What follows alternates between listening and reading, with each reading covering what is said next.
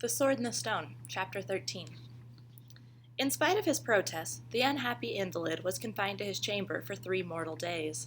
He was alone, except at bedtime when Kay came, and Merlin was reduced to shouting his education through the keyhole, at times when the nurse was known to be busy with her washing. The boy's only amusement was the ant nests, the ones between glass plates, which had been brought when he first came from Merlin's cottage in the forest. "Can't you," he howled miserably under the door, "turn me into something while I'm locked up like this?" "I can't get the spells through the keyhole." "Through the what?" "The keyhole." "Oh." "Are you there?" "Yes." "What?" "What?" "Confusion take this shouting!" exclaimed the magician, stamping on his hat. "May Castor and Pollux—" "No, not again. God bless my blood pressure." "Could you turn me into an ant?" "A what?" "An ant! It would be a small spell for ants, wouldn't it? It would go through the keyhole?" "I don't think we ought to." "Why?" "They are dangerous." "You could watch with your insight and turn me back again if it got too bad. Please turn me into something, or I shall go weak in the head." "The ants are not our Norman ones, dear boy. They come from the Afric shore. They are belligerent." "I don't know what belligerent is." There was a long silence behind the door. "Well," said Merlin eventually, "it is far too soon in your education, but you would have had to do it sometime. Let me see. Are there 2 nests in that contraption?" "There are 2 pairs of plates." "Take a rush from the floor and lean it between the 2 nests like a bridge. Have you done that?" "Yes." The place where he was seemed like a great field of boulders, with a flattened fortress at one end of it, between the glass plates. The fortress was entered by tunnels in the rock, and, over the entrance to each tunnel, there was a notice which said, "Everything not forbidden is compulsory." He read the notice with dislike, though he did not understand its meaning. He thought to himself, "I will explore a little before going in." For some reason, the notice gave him a reluctance to go, making the rough tunnel look sinister. He waved his antennae carefully, considering the notice, assuring himself of his new senses, planting his feet squarely in the insect world as if to brace himself in it. He cleaned his antennae with his forefeet, frisking and smoothing them so that he looked like a Victorian villain twirling his mustachios. He yawned, for ants do yawn, and stretched themselves too like human beings. Then he became conscious of something which had been waiting to be noticed, that there was a noise in his head which was articulate. It was either a noise or a complicated smell, and the easiest way to explain it is to say that it was like a wireless broadcast. It came through his antennae. The music had a monotonous rhythm like a pulse, and the words which went with it were about June, moon, noon, spoon, or mammy, mammy, mammy, mammy, or ever, never, or blue, true, you. He liked them at first, especially the ones about love, dove, above, until he found that they did not vary. As soon as they had finished once, they were begun again. After an hour or 2, they began to make him feel sick inside. There was a voice in his head also, during the pauses of the music, which seemed to be giving directions.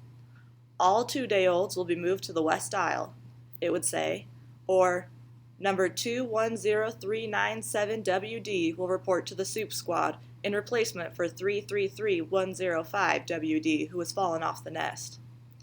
It was a fruity voice, but it seemed to be somehow impersonal, as if its charm were an accomplishment that had been practiced, like a circus trick. It was dead. The boy, or perhaps we ought to say the ant, walked away from the fortress as soon as he was prepared to walk about. He began exploring the desert of boulders uneasily, reluctant to visit the place from which the orders were coming, yet bored with the narrow view. He found small pathways among the boulders, wandering tracks both aimless and purposeful, which led toward the grain store, and also in various other directions which he could not understand. One of these paths ended at a clod with a natural hollow underneath it. In the hollow, again with the strange appearance of aimless purpose, he found 2 dead ants. They were laid there tidily, but yet untidily, as if a very tidy person had taken them to the place, but had forgotten the reason when he got there. They were curled up, and did not seem to be either glad or sorry to be dead. They were there, like a couple of chairs. While he was looking at the corpses, a live ant came down the pathway carrying a 3rd one. It said, "Hail, Barbarous!" The boy said hail politely. In one respect, of which he knew nothing, he was lucky. Merlin had remembered to give him the proper smell for the nest, for if he had smelled of any other nest, they would have killed him at once. If Miss Edith Cavell had been an ant, they would have had to write on her statue, "Smell is not enough." The new ant put down the cadaver vaguely and began dragging the other two in various directions.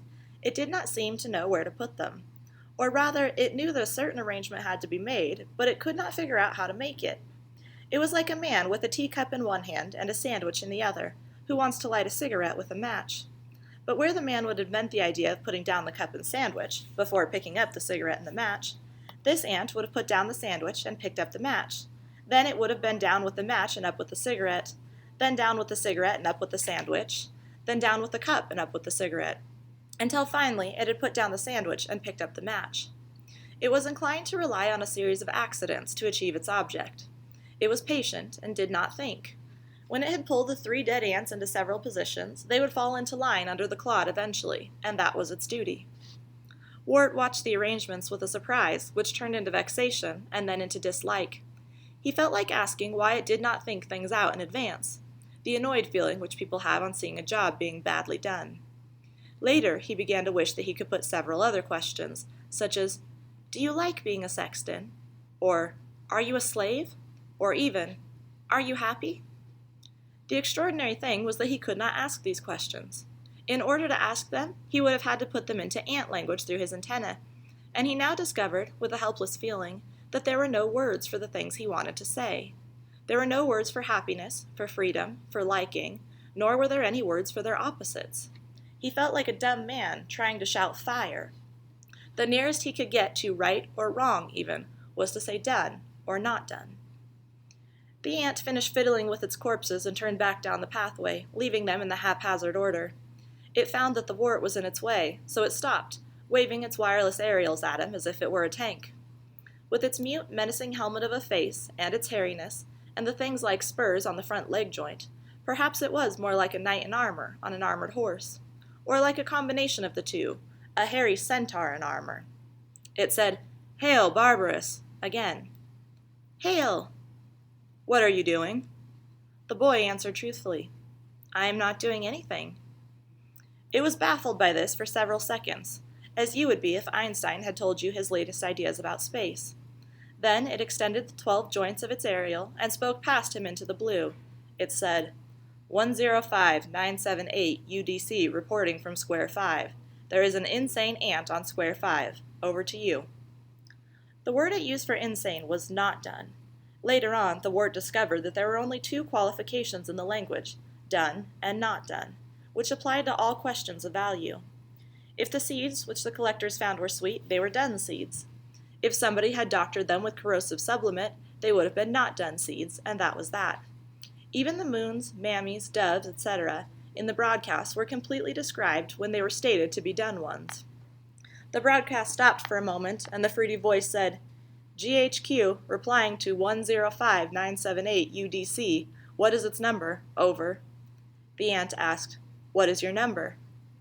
"I don't know."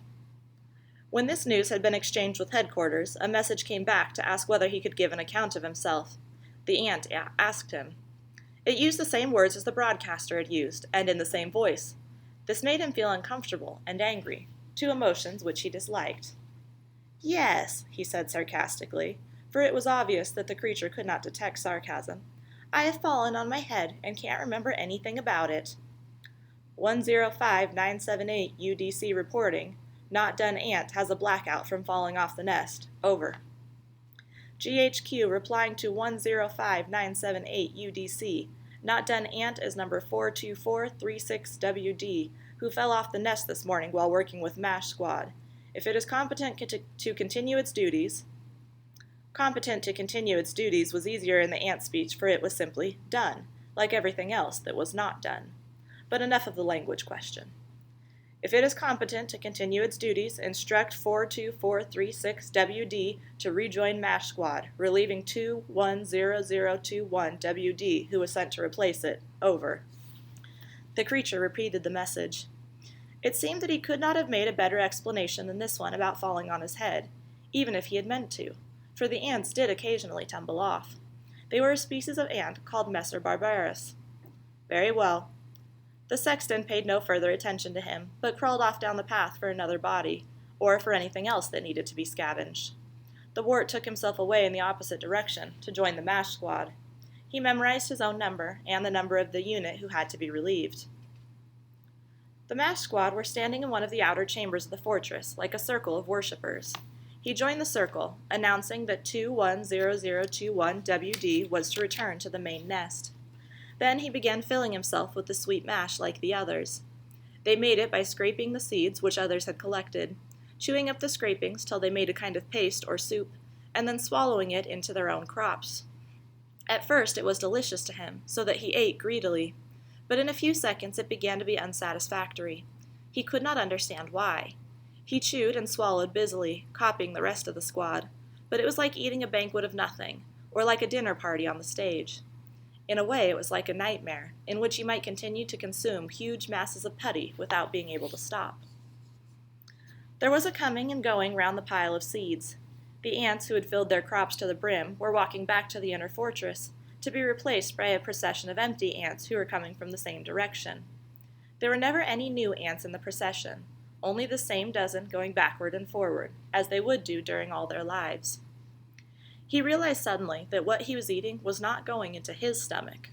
A small proportion of it had penetrated to his private self at the beginning, and now the main mass was being stored in a kind of upper stomach or crop, from which it could be removed. It dawned on him at the same time that when he joined the westward stream, he would have to disgorge the store into a larder or something of that sort. The MASH squad conversed with each other while they worked. He thought this was a good sign at first, and listened to pick up what he could. "Oh, Ark," one of them would say, "'ere comes that mammy, mammy, mammy, mammy song again. I do think that mammy, mammy, mammy, mammy song is loverly, done. It is so high class, done." Another would remark, "I do think our beloved leader is wonderful, don't you? They say she was stung 300 times in the last war and was awarded the Ant Cross for valor. How lucky we are to be born in the A nest, don't you think? And wouldn't it be hawful to be one of those 'orrid bees? Wasn't it hawful about 310099WD?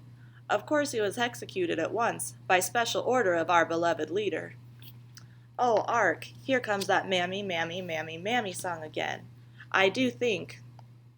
He walked away to the nest with a full gorge, leaving them to do the round again. They had no news, no scandal, nothing to talk about. Novelties did not happen to them. Even the remarks about the executions were in a formula, and only varied as to the registration number of the criminal. When they had finished with the mammy, mammy, mammy, mammy, they had to go on to the beloved leader, and then to the filthy barbarous bee, and to the latest execution. It went round in a circle. Even the beloveds, wonderfuls, luckies, and so on were all dones, and the awfuls were not dones. The boy found himself in the hall of the fortress, where hundreds and hundreds of ants were licking or feeding in the nurseries, carrying grubs to various aisles to get an even temperature, and opening or closing the ventilation passages. In the middle, the leader sat complacently, laying eggs, attending to the broadcasts, issuing directions or commanding executions, surrounded by a sea of adulation. He learned from Merlin later that the method of succession among these leaders was a variable according to the different kind of ant. In Bothriel Myrmex, for instance, the ambitious founder of a new order would invade a nest of Tapenoma by the smell of her host. She would invade a nest of Tapenoma and jump on the back of the older tyrant. There, concealed by the smell of her host, she would slowly saw off the latter's head until she herself had achieved the right of leadership. There was no larder for his store of mash after all. When anybody wanted a meal, they stopped him, got him to open his mouth, and fed from it. They did not treat him as a person, and indeed they were impersonal themselves. He was a dumb waiter, from which dumb diners fed. Even his stomach was not his own. But we need not go on about the ants in too much detail. They are not a pleasant subject. It is enough to say that the boy went on living among them, conforming to their habits, watching them so as to understand as much as he could, but unable to ask questions.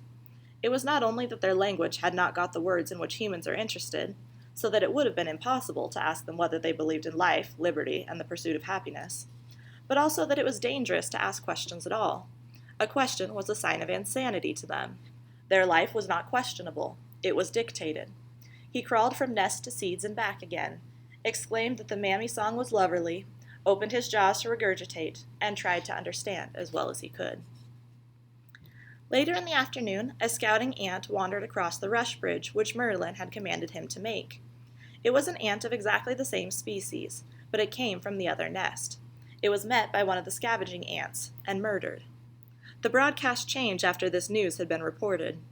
Or rather, they changed as soon as it had been discovered by spies that the other nest had a good store of seeds. Mammy, Mammy, Mammy gave place to Antland, Antland over all, and the stream of orders were discontinued in favor of lectures about war, patriotism, or the economic situation. The fruity voice said that their beloved country was being encircled by a horde of filthy other nesters, at which the wireless chorus sang, "When other blood spurts from the knife, then everything is fine." It also explained that Ant the father had ordained in his wisdom that other nest pismires should always be the slaves of this nest ones. Their beloved country had only one feeding tray at present, a disgraceful state of affairs which would have to be remedied if the dear race were not to perish. A third statement was that the national property of this nest was being threatened. Their boundaries were to be violated, their domestic animals, the beetles, were to be kidnapped, and their communal stomach would be starved. The wart listened to two of these broadcasts carefully, so that he would be able to remember them afterwards. The first one was arranged as follows. A.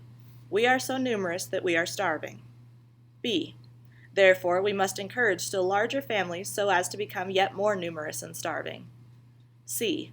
When we are so numerous and starving as all that, obviously we shall have a right to take other people's stores of seed. Besides, we shall by then have a numerous and starving army. It was only after this logical train of thought had been put into practice, and the output of the nurseries trebled, both nests meanwhile getting ample mash for all their needs from Merlin. For it has to be admitted that starving nations never seem to be quite so starving that they cannot afford to have far more expensive armaments than anybody else. It was only then that the second type of lecture was begun. This is how the second kind went. A. We are more numerous than they are, therefore we have a right to their mash. B.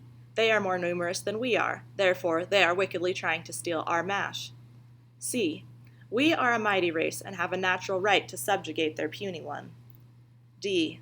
They are a mighty race and are unnaturally trying to subjugate our inoffensive one. E. We must attack them in self-defense. F. They are attacking us by defending themselves. G. If we do not attack them today, they will attack us tomorrow. H. In any case, we are not attacking them at all. We are offering them incalculable benefits. After the second kind of address, the religious services began. These dated, the wart discovered later, from a fabulous past, so ancient that one could scarcely find a date for it. A past in which the Emmets had not yet settled down to communism. They came from a time when ants were still like men, and very impressive some of the services were. A psalm at one of them, beginning, if we allow for the difference of language, with the well-known words, "The earth is the sword's, and all that therein is, the compass of the bomber, and they that bomb therefrom," ended with the terrific conclusion, "Blow up your heads, O ye gates, and be blown up, ye everlasting doors, that the King of glory may come in. Who is the King of glory? Even the Lord of ghosts. He is the King of glory." A strange feature was that the ordinary ants were not excited by the songs, not interested by the lectures. They accepted them as matters of course. They were rituals to them, like the mammy songs or the conversations about their beloved leader. They did not look at these things as good or bad, exciting, rational, or terrible. They did not look at them at all, but accepted them as done.